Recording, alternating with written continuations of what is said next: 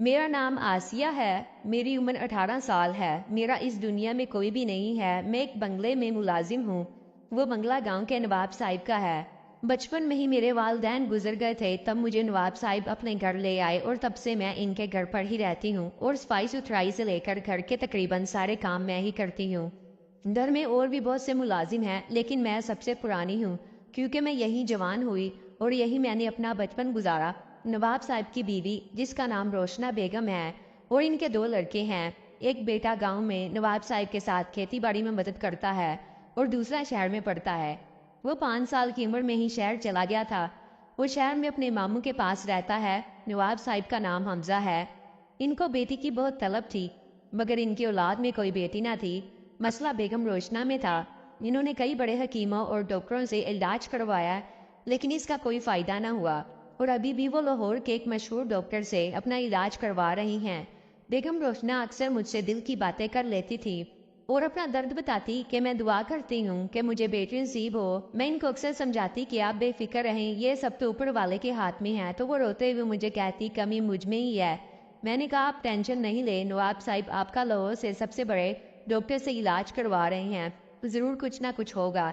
एक रोज़ नवाब साहिब से कुछ लोग मिलने के लिए आए और मैं इनके लिए चाय बना रही थी। जब मैं चाय लेकर बैठक में पहुंची तो अचानक मुझसे चाय इनके मेहमान पर गिर गई।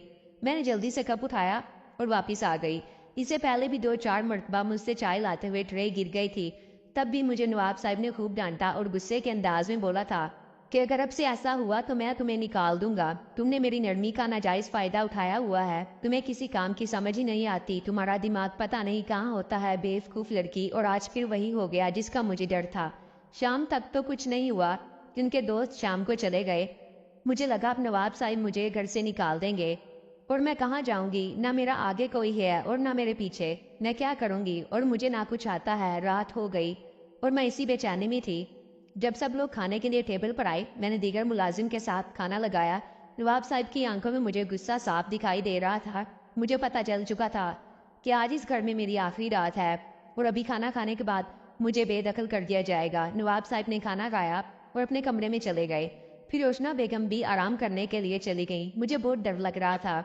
मैंने सोचा क्यों ना इनसे जाकर माफ़ी मांग लूँ और इनसे एक और मौका मांग लूँ। मेरी दोस्त रुखसाना, वो भी वहाँ खाना बनाती थी। मैंने इसको बताया।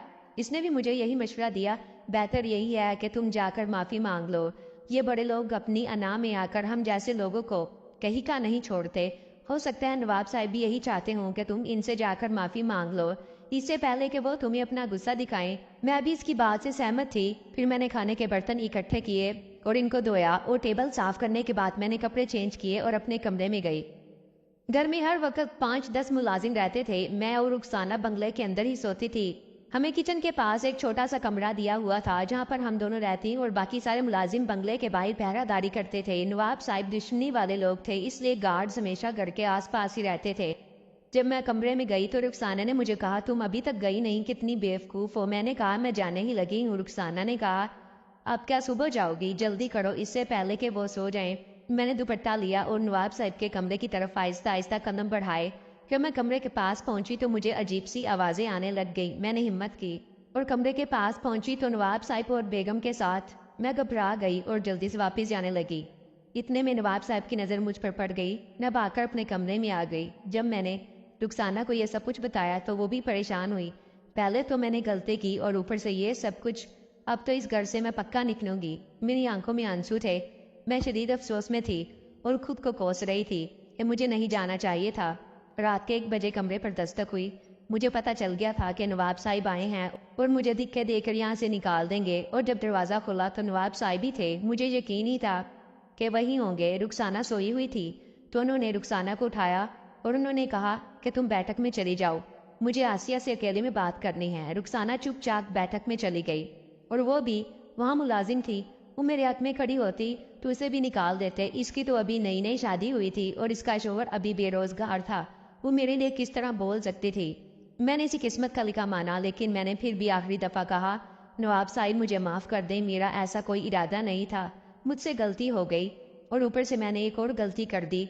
मुझे नहीं पता था कि मेरे साथ क्या होगा, लेकिन اگر آپ چاہتے ہیں میں یہاں سے چلی جاؤں تو میں خوشی خوشی آپ کا فیصلہ منظور کر لوں گی۔ نواب صاحب مسکرائے اور کہنے لگے، اس غلطی کی معافی تو میں تمہیں دے دیتا، لیکن ابھی جو تم نے دیکھ لیا ہے اس لیے تو تمہیں معافی نہیں مل سکتی، اس لیے تم ایسا کرو کہ تم میری مدد کرو۔ میں سمجھ نہیں سکی کہ نواب صاحب مجھ سے کون سی مدد مانگ رہے ہیں۔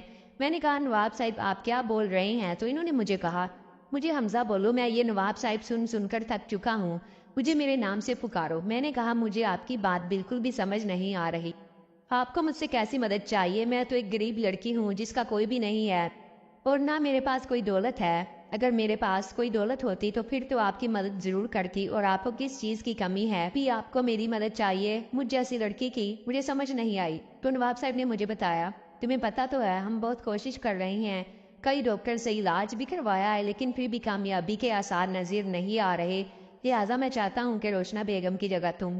جب میں نے یہ سنا تو میں نے کہا، یہ کیسے ہو سکتا ہے، یہ تو ممکن ہی نہیں۔ لیکن پھر انہوں نے مجھے گھر سے نکالنے کی دھمکی دی اور میرے اوپر ان کے بہت سے احسان تھے، انہوں نے مجھے پالا تھا اور میں نہیں چاہتی تھی کہ میں کبھی ان کے حکم کو انکار کروں، لیکن آج وہ مجھ سے جو مانگ رہے تھے وہ میں کیسے دے سکتی تھی۔